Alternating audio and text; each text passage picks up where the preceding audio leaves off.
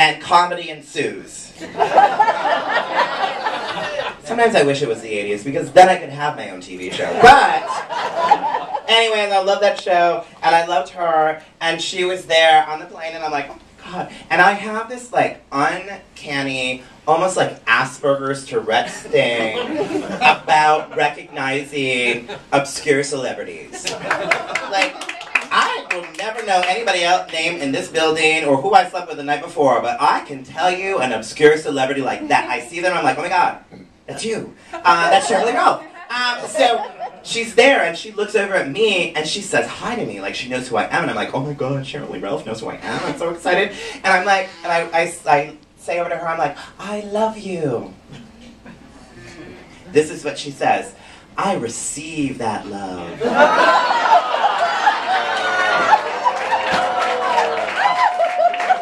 Isn't that what you want every fucking diva you love to say to you? I sat in that chair and I was like, my life is complete right now. I am good, I can take a nap.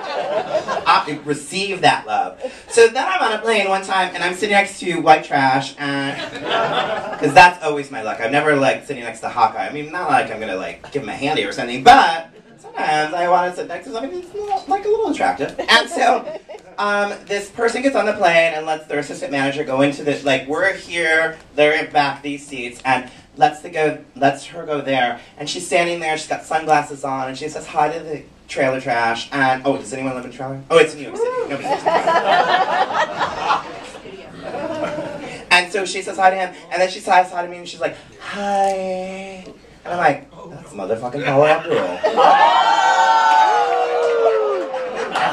I don't know what to do with myself right now. It's Paula Abdul on this plane, and I don't think she knows where she is. This is making my day.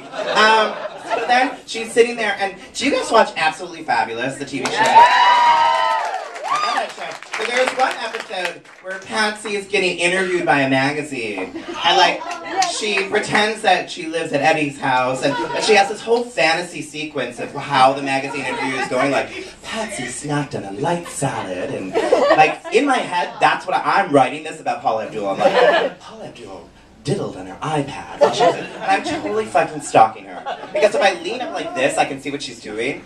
I may have done it like 20 times. So there was a choice of lunch. You could have a chicken salad or a burger, and I'm like, I have to know what Paula Abdul I'm not sure why. I have to know this, but I have to know. I'm like, she got the motherfucking burger. I'm so excited. So then, one other flight, I was sitting there, and I'm really tired because the flights are usually early because I have to fly from the West Coast to the East Coast because I work on the East Coast a lot, which is great because I love East Coast people. And so I'm sitting there, and some woman's like, oh, I wanted a window seat. They're supposed to give me a window seat. I was like, who is this homeless woman that they left on the plane? And what good God give her a brush for that hair? And I look up, and then she turns around, and I was like, oh! Here comes the thing where, you know, I just recognize celebrities. I'm like, oh my God, it's Erin Moran who played Joni on Happy Days. And she's wasted! It couldn't have got better, because she was not, I don't know what she was on, but she was crazy. And if she's legitimately crazy, or any of you friends with her, I'm sorry. But, so she's kind of like doing all kinds of crazy shit. So I go to use the bathroom, and I'm just about to come out of the bathroom, and I hear the door like rattle, and I'm like unlocking it, and she's right there in front of me. I'm like, oh my God, how did this? What did I do to deserve this amazing karma right now? She's like, oh, I'm so sorry, honey. I'm so sorry. She's just like hugging me and all like, I'm so sorry. I'm so sorry. I'm like, it's fine. I was just coming out of the bathroom. It's fine. Oh, I'm so sorry. And I go back to my seat, and she passes out. And so we get off the plane, and we're going out of the plane, and then she comes in, and again, really good karma, because we kind of meet up as we're coming, and she goes, I know you. We met in the bathroom. The woman who had been sitting next to me is like, well, that's an interesting story. not what you think. And so we're leaving. Sorry, I'm laughing. It's terrible. She's standing there and she doesn't know where she's going. She don't. It makes it a little tragic, but keep laughing. Keep drinking. Keep drinking. It'll be funnier to you. So she can't figure out where she's going because she's like looking at her ticket. I was like, oh, I'll help you. So I just wanted to talk to her. And I also wanted to look at her ticket just to prove the fact. I was like, it does say Aaron Moran and what married name or whatever. So she's like, I'm like, well, here, you just go to this gate and that gate. She's like, oh, thank you. And I'm like, can I get a picture with you? She's like, I just look like a mess. Now here's where I was evil. Because I said, no, you look great. But I didn't post it on anything. I just sent it to every single friend I knew. And she went off in the car and did the whole thing, and it was a really good. I sent it to people. No, I didn't post it. So miss congeniality. Okay, so because I travel a lot, I do a lot of gay prides. So, and I'm actually going to be here for Gay Pride in New York City on the 28th of next month, right? That's when Pride is? June? Yeah, something like that. Yeah, well, okay, you guys are like, it's Pride every day. So I'll be here. But sometimes, and I don't want to blame lesbians, but I do.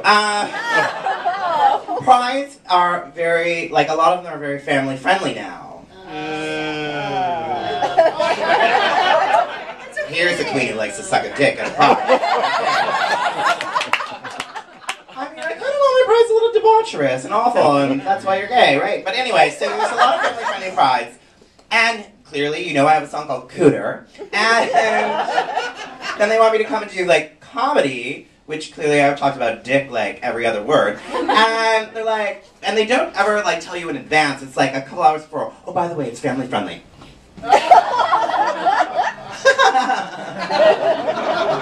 I'm like, so what do I do? And so there's been some weird, awkward situations. So I was like, I'm going to write a children's story. So, I know, I'm like Madonna. Clearly. For many here. But anyways, so I wrote a children's story, and I'm gonna read it to you.